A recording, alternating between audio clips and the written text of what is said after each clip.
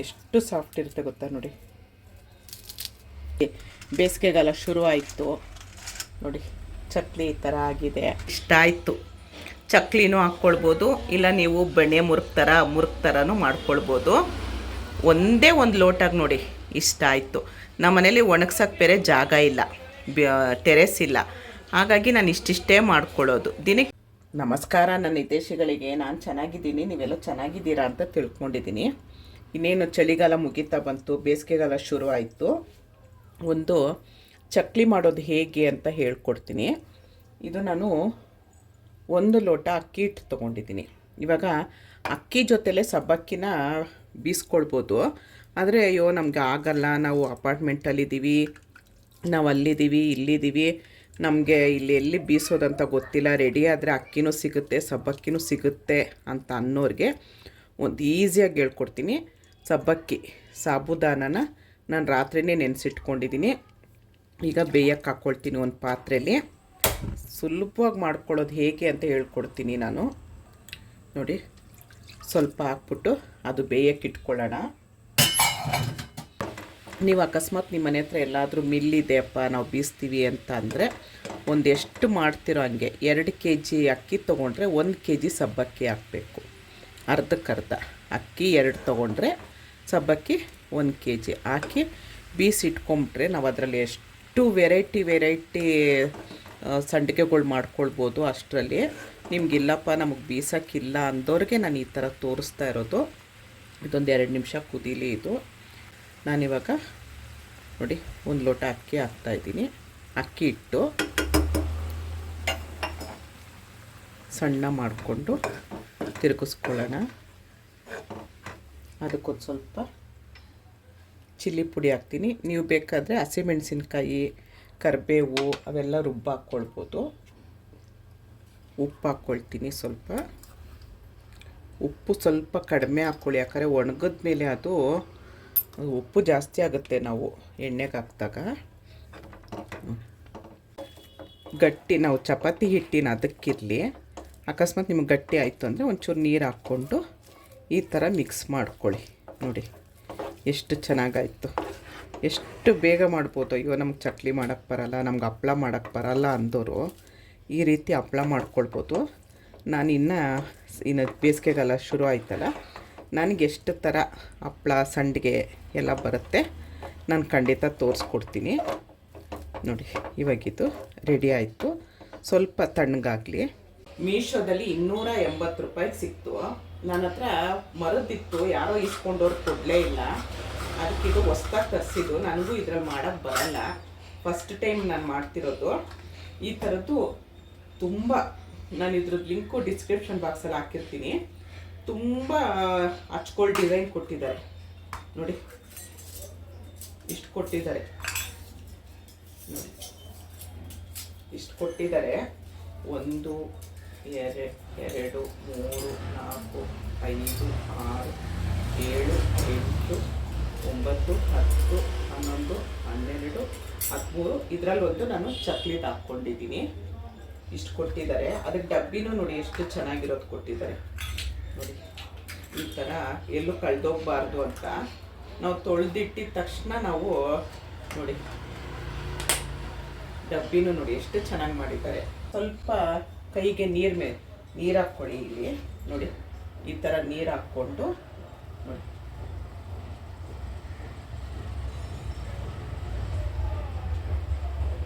ಇದಕ್ಕೂ ಅಷ್ಟೇ ಸ್ವಲ್ಪ ನೀರು. ಎಣ್ಣೆ ಬೇಡ, ಎಣ್ಣೆ ಆದರೆ ನಾವು ವರ್ಷಾನ್ಗಟ್ಲೆ ಇಟ್ಟಾಗ ಇದಾಗುತ್ತೆ, ಉಗ್ಲು ವಾಸನೆ ಬರುತ್ತೆ. ನೋಡಿ ಎಷ್ಟು ಚೆನ್ನಾಗಿ ಒಂದು ಚೂರು ಗಂಟಿ ಇದ್ದಂಗೆ ನೋಡಿ. ನೀವು ಇದಕ್ಕೆ ಜೀರಿಗೆ, ಎಳ್ಳು ಏನು ಬೇಕಾದರೂ ಹಾಕ್ಕೊಳ್ಬೋದು. ಒಬ್ರೊಬ್ರಿಗೆ ಜೀರಿಗೆ ಆಗುತ್ತೆ, ಒಬ್ರೊಬ್ರಿಗೆ ಎಳ್ಳಾಗುತ್ತೆ, ಹಿಂಗೆ ಏನು ಬೇಕಾದರೂ ಹಾಕ್ಕೊಳ್ಬೋದು. ನಿಮ್ಗೆ ಏನು ಟೇಸ್ಟ್ ಬೇಕೋ ಅದು. ನಾನು ಪ್ಲೈನ್ ಮಾಡಿ ತೋರಿಸ್ತಾ ಇದ್ದೀನಿ, ಬರೀ ಉಪ್ಪು ಖಾರ ಹಾಕಿ ಅಷ್ಟೇ.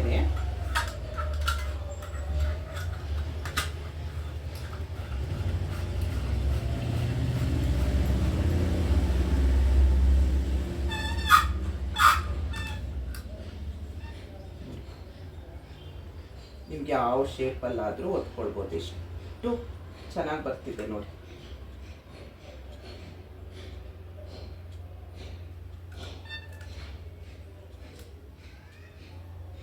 ಈ ಸಂಡಿಗೆ ಎಲ್ಲ ಮಾಡೋದಕ್ಕೆ ಇಬ್ಬರಿದ್ದರೆ ಚೆನ್ನಾಗಿರುತ್ತೆ.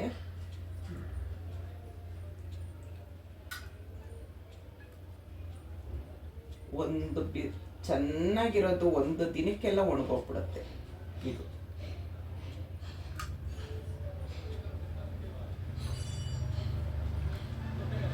ತುಂಬ ಈಸಿಯಾಗಿ ನಾನು ಹೇಳಿದ ಅಳತೆಗೆ ಮಾಡಿ ಒಂಚೂರು ಗಂಟು ಬರಲ್ಲ ನೋಡಿ. ಎಷ್ಟು ಚೆನ್ನಾಗಿ ಬರ್ತಾ ಇದೆ ನೋಡಿ, ಬೆಣ್ಣೆ ಬಂದಂಗೆ ಬರ್ತಾ ಇದೆ ಅಲ್ವಾ.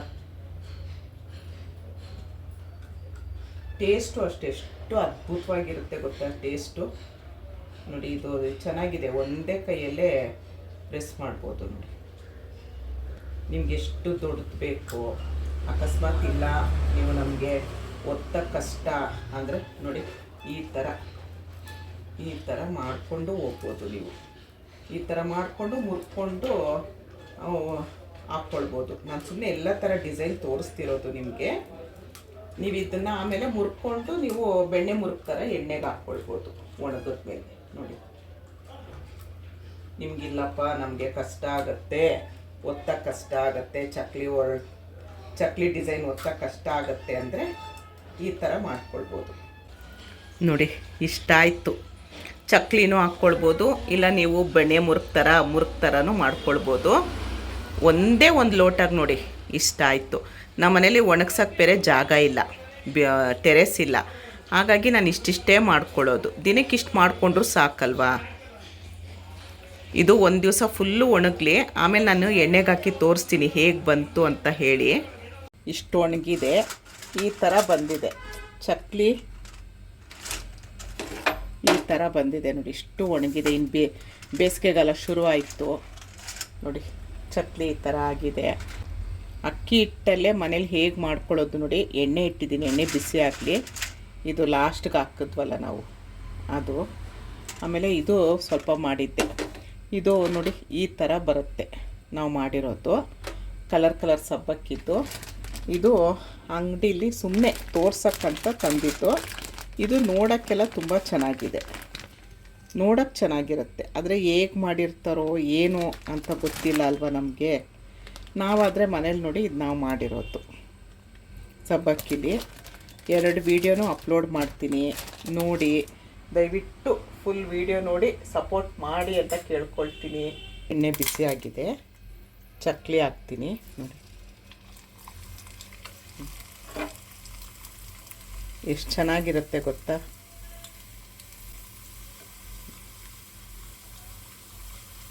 ಖಾರವಾಗಿ ಒಂದು ಬೇಳೆ ಸಾರಿದ್ರೂ ಸಾಕು ನಮಗೆ.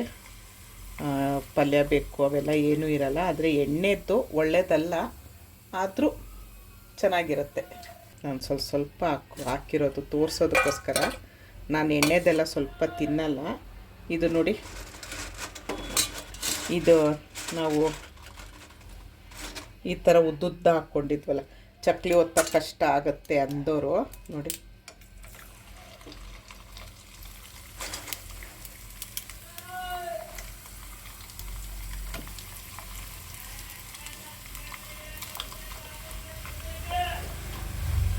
ನೋಡಿ ಈ ಥರನೂ ನೀವು ಚಕ್ಲಿ ಹೊತ್ಕೊಂಡು ಕೂತ್ಕೊಳ್ಳೋಕೆ ಕಷ್ಟ ಆಗುತ್ತೆ ಅಂದರೆ ಈ ಥರ ಮಾಡ್ಕೊಳ್ಬೋದು. ಹೇಗಿದ್ರೂ ಮುರ್ಕೊಂಡೇ ತಿನ್ನೋದಲ್ವಾ ನೋಡಿ. ಎಷ್ಟು ಚೆನ್ನಾಗಿರುತ್ತೆ ಗೊತ್ತಾ. ಅಕ್ಕಿ ಬೀಸಿಲ್ಲ, ನಮಗೆ ಬೀಸೋದಕ್ಕೆ ಮಿಲ್ಲಿಲ್ಲ ಅಂತ ಅಂದರೆ ಈ ಥರ ಮಾಡ್ಕೊಳ್ಬೋದು.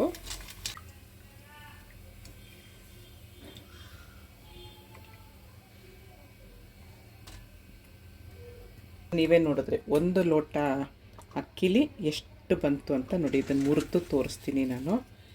ಎಷ್ಟು ಸಾಫ್ಟ್ ಇರುತ್ತೆ ಗೊತ್ತಾ ನೋಡಿ. ಕುರುಮ್ ಅಂತ ನೋಡಿ, ಎಷ್ಟು ಚೆನ್ನಾಗಾಗಿದೆ ನೋಡಿ. ಇದು ನಾನು ಮನೇಲಿ ಮಾಡಿರೋದು, ಇದು ನಾನು ಮಾಡಿರೋದು. ಇದು ಅಂಗಡಿದ್ದು ನೋಡಿ, ಇದು ಅಂಗಡಿದ್ದು. ಇದು ನಾನು ಮನೇಲಿ ಮಾಡಿರೋದು. ಅಕ್ಕಿ ಹಿಟ್ಟು ಬೀಸ್ದೆ, ಮನೇಲಿರೋ ಅಕ್ಕಿ ಹಿಟ್ಟಲ್ಲಿ ಹೇಗೆ ಮಾಡೋದು ಅಂತ ತೋರಿಸಿದ್ದೀನಿ. ಈ ವಿಡಿಯೋನ ಅಪ್ಲೋಡ್ ಮಾಡ್ತೀನಿ. ಈ ವಿಡಿಯೋನ ಅಪ್ಲೋಡ್ ಮಾಡಿದ್ದೀನಿ ನೋಡಿ. ಫುಲ್ ವಿಡಿಯೋ ನೋಡಿ. ಒಂದು ಲೈಕ್ ಕೊಡಿ, ಶೇರ್ ಮಾಡಿ, ಕಮೆಂಟ್ ಮಾಡಿ. ಧನ್ಯವಾದಗಳು. ಜೈ ಶ್ರೀರಾಮ್.